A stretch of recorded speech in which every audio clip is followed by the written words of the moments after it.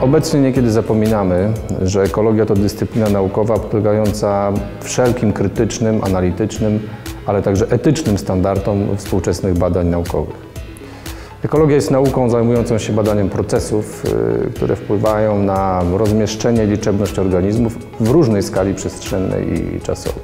W przypadku ekologii też niezmiernie ważna jest dbałość o obiekt badań, dlatego zagadnienia ochrony przyrody i ekologii jako dyscypliny podstawowej są ściśle ze sobą związane.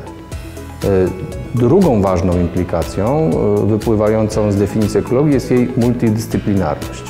Pierwsi naukowcy zajmujący się zagadnieniami ekologicznymi byli z wykształcenia taksonomami, ewolucjonistami, biogeografami. To podejście jest widoczne także w naszym emerging field. Programy badawcze realizowane przez członków zespołu związane są z taksonomią, biogeografią, biologią ewolucyjną, hydrobiologią, makroekologią czy statystyką stosowaną. U podstawy wszystkich tych badań jest jednak pytanie o procesy ekologiczne i ewolucyjne, które prowadzą do tak spektakularnej różnorodności organizmów, jaką widzimy obecnie. Nasze podejście wymaga realizacji dużych projektów, które we współczesnej nauce nie mogą być realizowane bez współpracy międzynarodowej. Członkowie zespołu Ecology and Biodiversity współpracują z licznymi instytucjami naukowymi z niemal wszystkich kontynentów.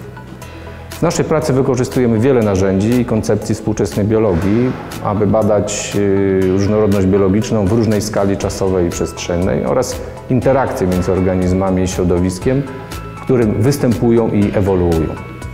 Badania wykonujemy na organizmach lądowych i wodnych, roślinnych, zwierzęcych z wykorzystaniem najnowszych metod molekularnych, geograficznych, wizualizacyjnych, eksperymentalnych, także badań podwodnych, bioinformatycznych i statystycznych. Pośród poruszanych zagadnień można wymienić ekologię behawioralną, filogenetykę molekularną i jej wykorzystanie w badaniach ekologicznych i ewolucyjnych, klasyczną i użytkową taksonomię organizmów żywych, hydrobiologię, teoretyczną i ewolucyjną makroekologię, fizjologię ekologiczną i ewolucyjną. Zajmujemy się także inwazjami biologicznymi oraz praktyczną ochroną przyrody. Krzysztof Szpila, kierownik Emerging Field Ecology and Biodiversity.